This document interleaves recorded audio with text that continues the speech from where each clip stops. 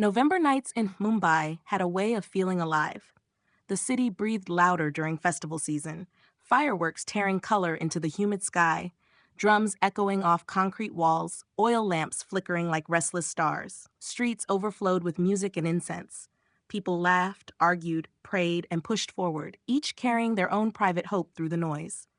On a hill above a crowded market, the Kember Hill Temple stood bathed in light. Its stone steps were worn smooth by decades of bare feet. Inside the courtyard, hundreds gathered for the evening ceremony, faces turned toward the main shrine, where flames danced and bells rang in sharp, ancient rhythms. Phones were raised, not yet to record anything strange, just to capture another beautiful night in a city that never seemed to pause. At the edge of that brightness, half-shadowed and easy to miss, stood a white statue of the Virgin Mary. She had been there for years, quiet and unremarkable to most. Some passed without noticing. Others slowed, touched the base of the statue, whispered a prayer, then moved on. Tonight, a single candle burned at her feet, its flame trembling in the warm air. No one expected her to matter. Then a man began walking toward her. From a distance, he looked like part of the temple itself, shawl draped correctly, steps measured, face calm. A priest, a caretaker, someone who belonged. People shifted aside without thinking. Their attention stayed fixed on the main ritual, on the goddess framed in gold and fire. No one saw what was hidden beneath the man's garment. No one sensed the tension tightening with every step he took.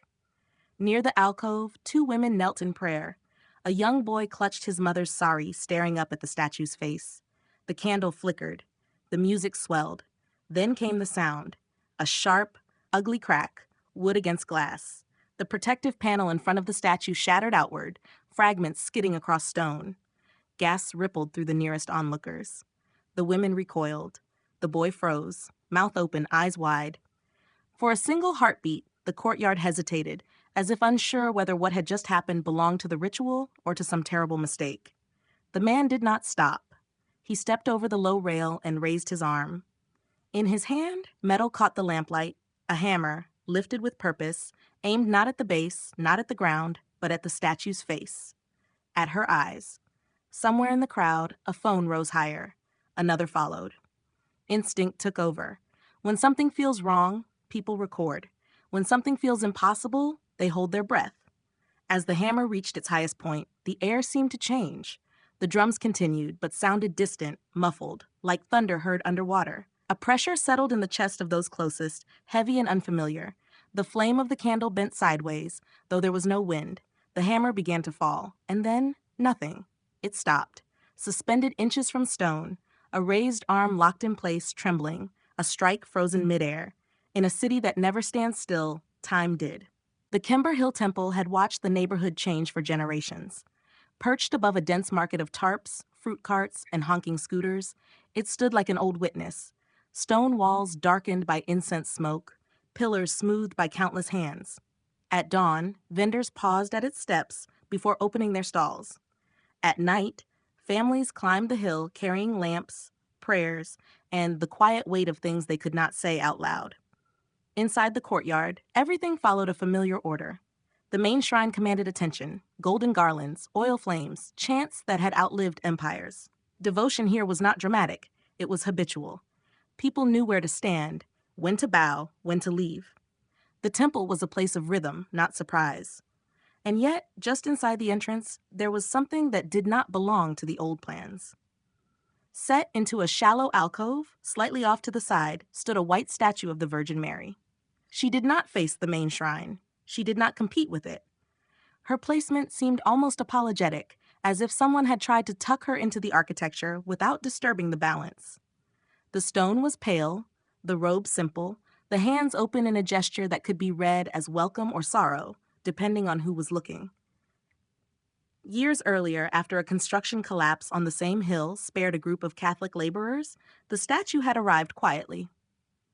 They carried it up the steps as a thank you, convinced that Mary had protected them when steel and concrete failed. The temple committee debated, hesitated, then agreed, not as a declaration, but as a courtesy. Mumbai had always survived by allowing contradictions to stand side by side. Over time, the statue became part of the background. Catholic women stopped briefly on their way to morning mass. Hindu parents, worried about exams or hospital visits, sometimes left marigolds at her feet. Taxi drivers, Muslim, Hindu, Christian, nodded as they passed, more out of habit than belief. No announcements were made. No rules were posted. The statue asked for nothing. To most, she was invisible. But invisibility has a shelf life. In a year thick with headlines about vandalized idols and wounded pride, the small alcove stopped blending into the stone. Questions began to circulate. Why was she here? Who had allowed it? What did it mean? The debates crept from comment sections into whispered conversations behind market stalls and tense meetings among temple elders. What had once felt like coexistence now felt, to some, like a line that had never been properly drawn. Still, on most days, the temple remained what it had always been, a place where people came carrying fear, hope, and exhaustion, looking for something, anything, that might hold. The Virgin Mary statue stood quietly among them, neither defended nor condemned, present but unclaimed, until the night when silence broke and everyone was forced to look at her all at once. The story of how the statue arrived was never carved into stone or written on a plaque.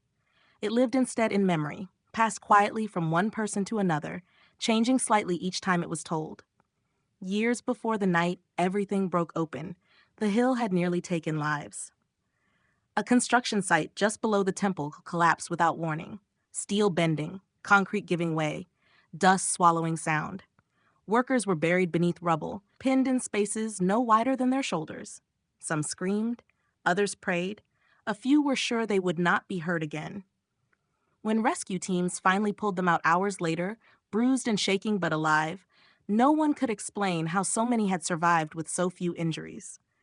Among those men were Catholic laborers from a nearby parish. In the days that followed, as shock faded into disbelief, they reached for the only language that made sense to them. They spoke of protection, of a presence, of a mother who had stood between falling weight and fragile bodies. They decided to give thanks. Pooling what little money they had, they commissioned a modest statue of the Virgin Mary. Nothing grand, no gold, no dramatic pose, just white stone, open hands, a face shaped more by sorrow than triumph. They carried her up the hill themselves, step by careful step, past vendors and curious onlookers, toward the temple that had overlooked their near death. The temple committee listened as the men explained why they had come.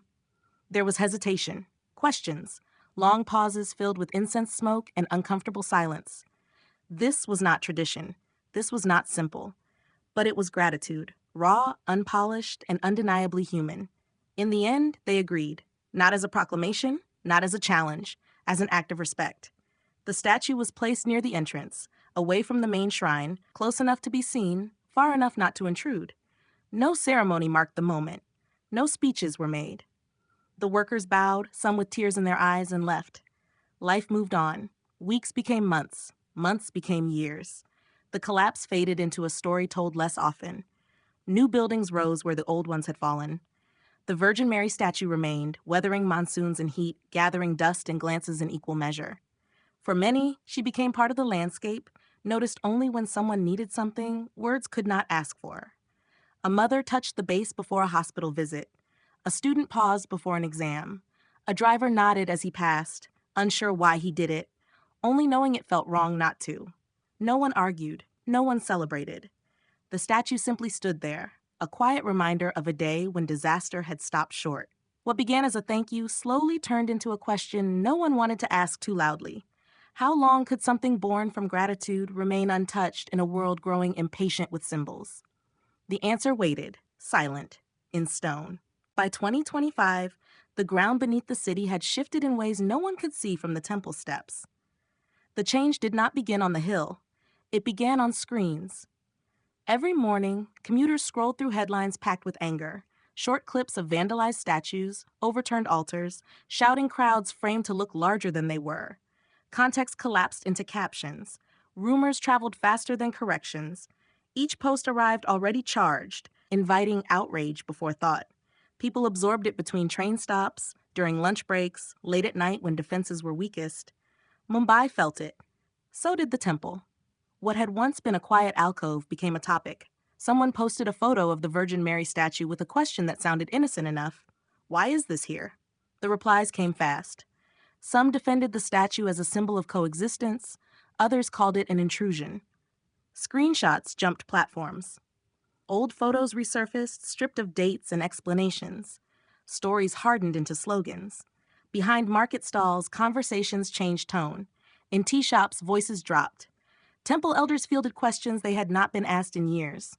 Clergy on both sides felt pressure to say something or to say nothing, which was quickly taken as a statement of its own. Every silence was interpreted.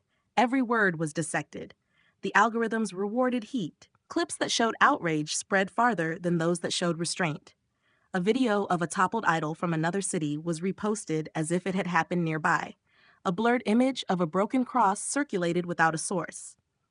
Each share came with commentary, and each commentary nudged people a little farther from the center. By the time corrections arrived, they landed on feeds already full, already angry. In this atmosphere, the statue stopped being just a statue. To some, it became proof that boundaries were being tested. To others, proof that tolerance was under attack. People who had walked past the alcove for years without thinking now slowed, not to pray, but to look, to measure, to judge, to decide where they stood. A shopkeeper noticed arguments breaking out between customers who used to bargain together in peace. A volunteer overheard heated whispers during cleanup after evening prayers. A young man, newly immersed in online debates, filmed the statue one afternoon and posted it with a caption that asked nothing but suggested everything. The post went farther than he expected. By the time festival season approached, the tension had settled into the air like humidity. Unseen but heavy. The temple remained open. The routines continued. Lamps were lit. Chants were sung. But something fragile had cracked. The unspoken agreement to let things be had begun to fray. What had started as gratitude, placed quietly in stone, was now pulled into a national argument shaped by likes, shares, and shortened truths. And once the fire was fed, it no longer needed a spark. It only needed a hand willing to believe it was doing the right thing. Raghav Deshmukh had served the temple for most of his adult life. To the neighborhood, he was a familiar presence, steady, disciplined, predictable. He rose before dawn, knew every ritual by heart, and could light the sacred fire without looking, his hands moving from memory alone. Older devotees trusted him. Younger ones saw him as part of the structure itself, as fixed and unquestioned as the stone pillars. There was a time when Raghav took pride in the temple's quiet balance. He remembered years when different faiths passed through the courtyard without tension, when a bowed head was simply a bowed head, not a statement. He had once spoken openly about harmony, about strength that did not need to shout. Those words had felt true then. But 2025 had worn them thin. Like many others, Raghav spent his nights scrolling. Headlines bled into videos. Videos bled into comment wars. He watched sacred images mocked, defaced, turned into ammunition for views. Some clips were real. Others were twisted, cut just enough to provoke. He could no longer tell where outrage ended and manipulation began.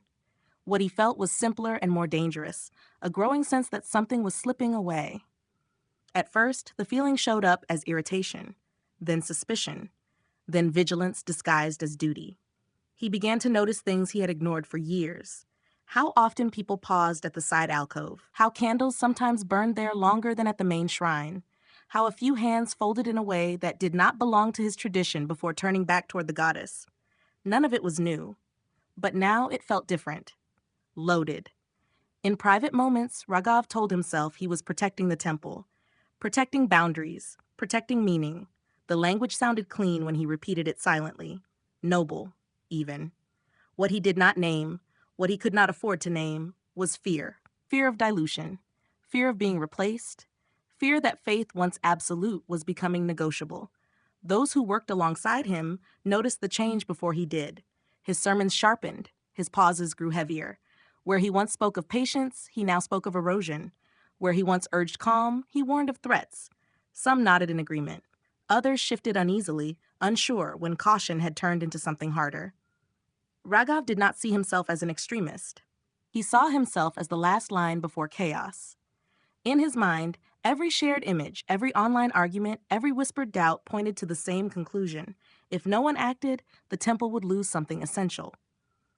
By the time festival night arrived, the conflict inside him had settled into certainty.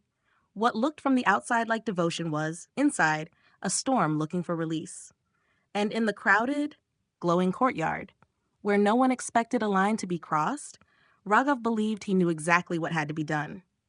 Festival night arrived wrapped in light. The courtyard filled early, bodies pressing shoulder to shoulder as lamps were set in careful rows and garlands were lifted into place. Children darted between pillars with sparklers, scattering brief constellations across the stone.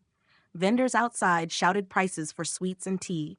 Inside, drums tightened the rhythm, bells cut through the air, and the chant rose steady and familiar, old words holding a crowd together. From different corners of the temple, people felt the same pull for different reasons. A mother adjusted her son's collar and whispered for him to stay close. An elderly man leaned on his cane, grateful for the warmth of the lamps.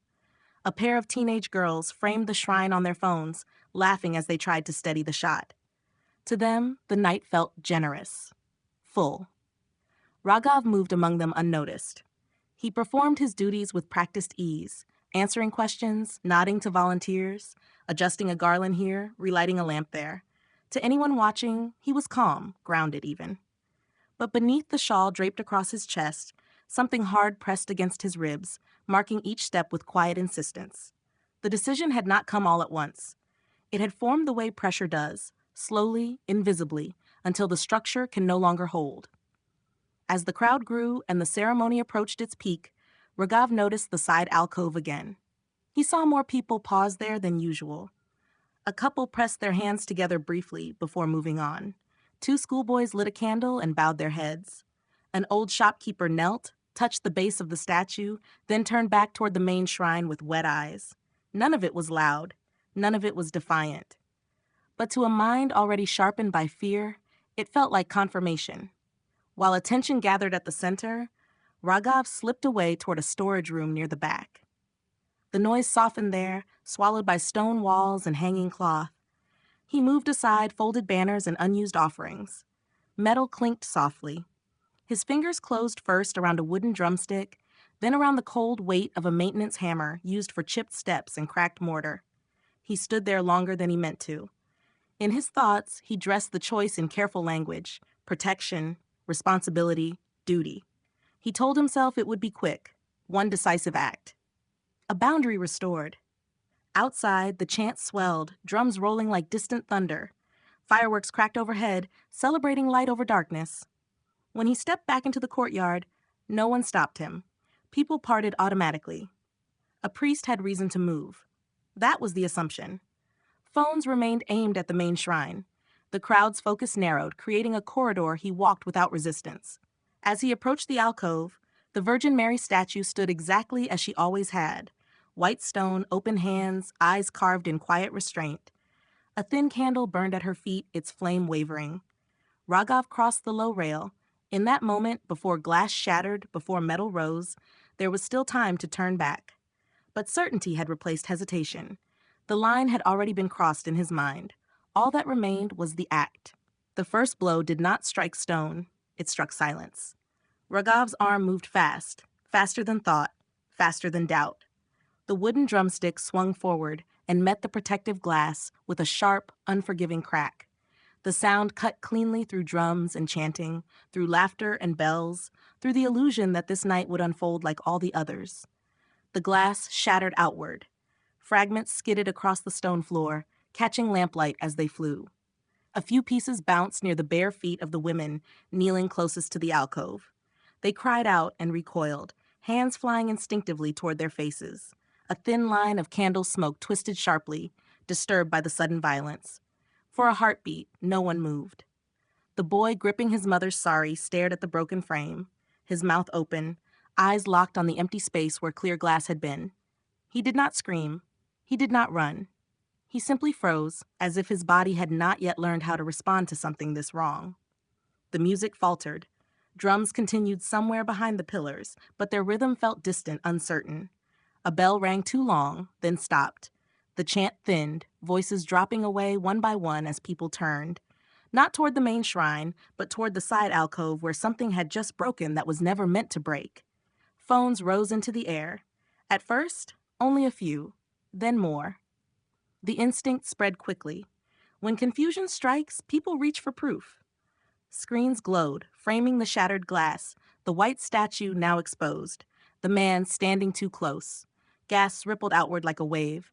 Some stepped back, bumping into strangers. Others leaned forward, pulled by disbelief. A volunteer shouted something no one fully heard. A woman whispered a prayer without realizing she was doing it. Raghav stood amid the fragments, breathing hard.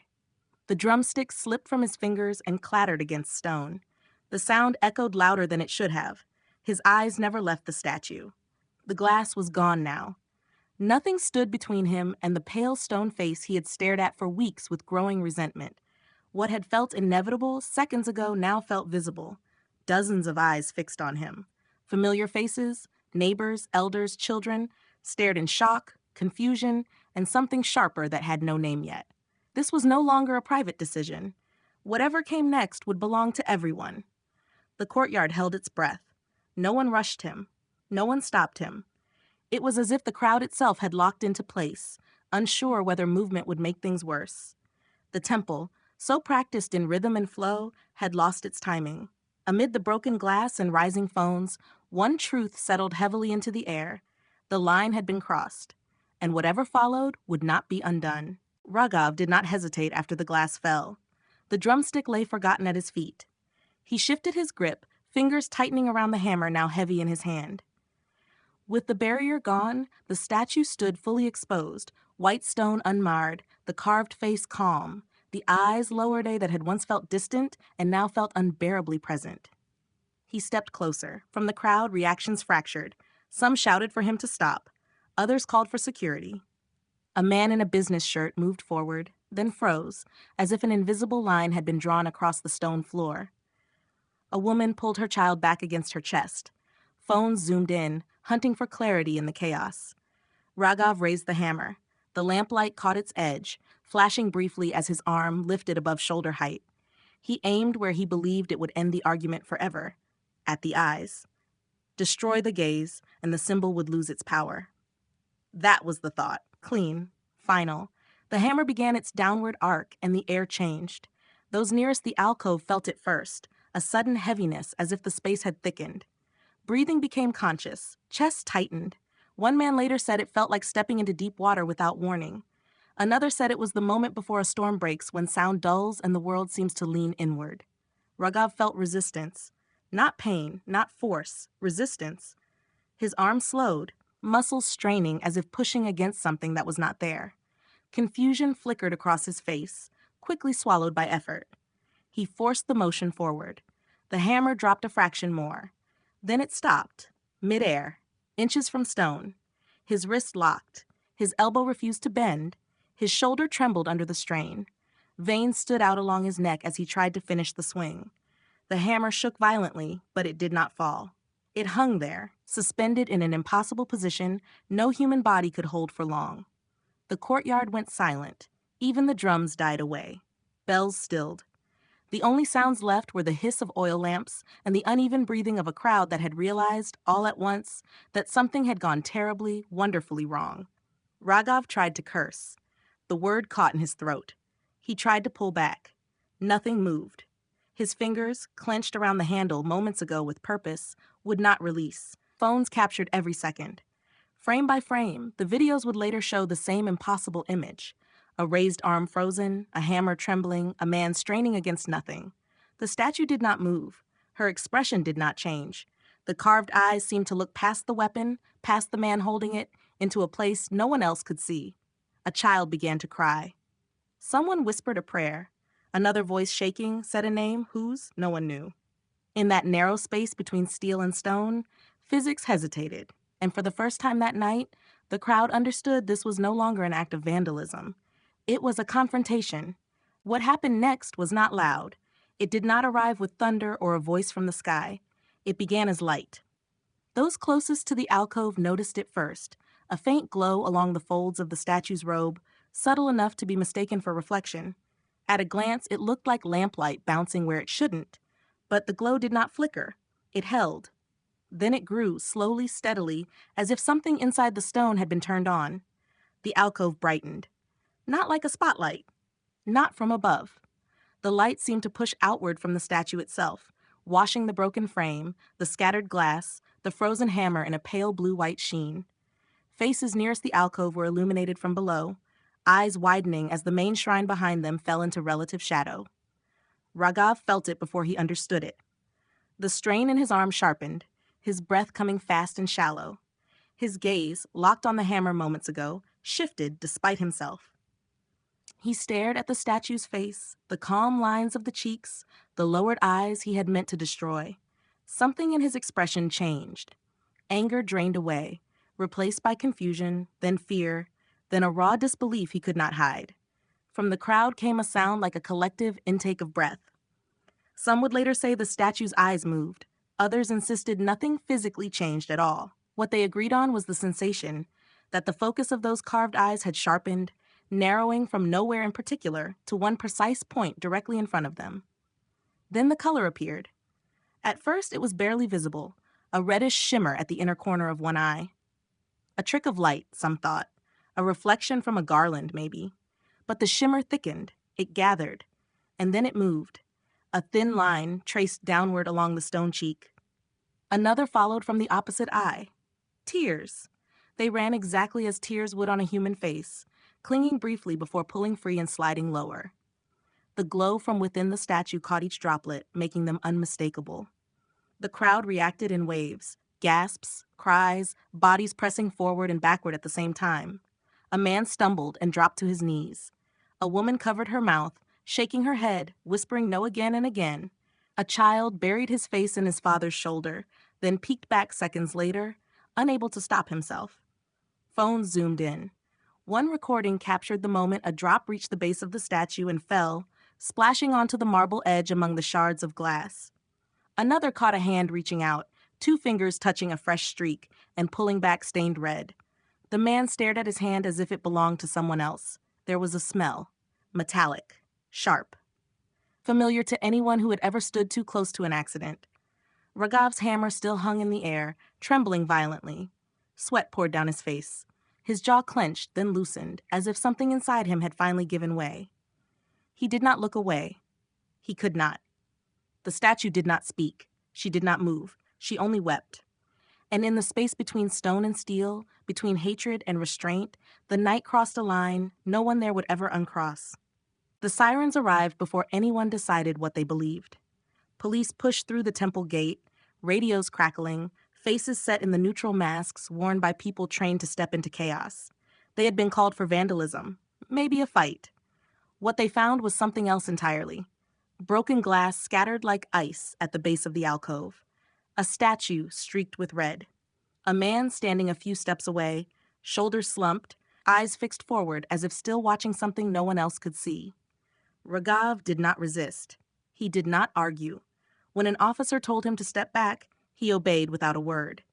The hammer lay on the stone where it had fallen, harmless now, almost ridiculous in its smallness. Around it, phones remained raised. No one wanted to miss what might happen next, or what might never happen again. The courtyard was sealed. An officer in gloves knelt near the statue, carefully swabbing one of the red streaks and sealing it into an evidence tube. Another photographed the scene from every angle, the broken panel, the drops on the marble base, the exact distance between the hammer and the stone face. Training demanded procedure. Instinct demanded silence. By morning, the videos were everywhere. Screens replayed the frozen arm, the glow, the tears. Comment sections ignited. Some called it a miracle. Others called it a trick. Many typed the same sentence again and again. I don't know what this is, but I can't stop watching. Experts debated light sources and physics. Laboratories confirmed only fragments of truth, organic material consistent with blood, no clear source, no mechanism found. Enough certainty to deepen the mystery, not solve it. The temple chose not to hide the statue. The glass was repaired. The alcove was cleaned only where safety required it. Quiet hours were set aside for anyone willing to enter respectfully. People came, Catholics with rosaries, Hindus with folded hands, others who did not pray at all, but stood in silence, unsettled by the idea that violence had been stopped without force. Raghav was released pending investigation. He returned home and said little. Those who saw him later spoke of a change that was difficult to describe. Not shame, not pride, but a subdued humility, as if something inside him had been interrupted and could not be restarted the same way. The statue did not weep again. No new light appeared. The night did not repeat itself.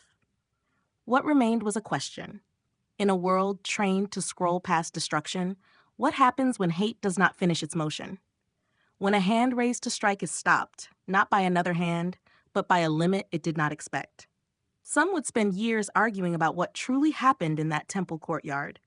Others would carry the memory quietly, letting it work on them in ways no headline could measure. And perhaps that is the point. If this story moved you, if it made you pause, doubt, or hope, then stay with us.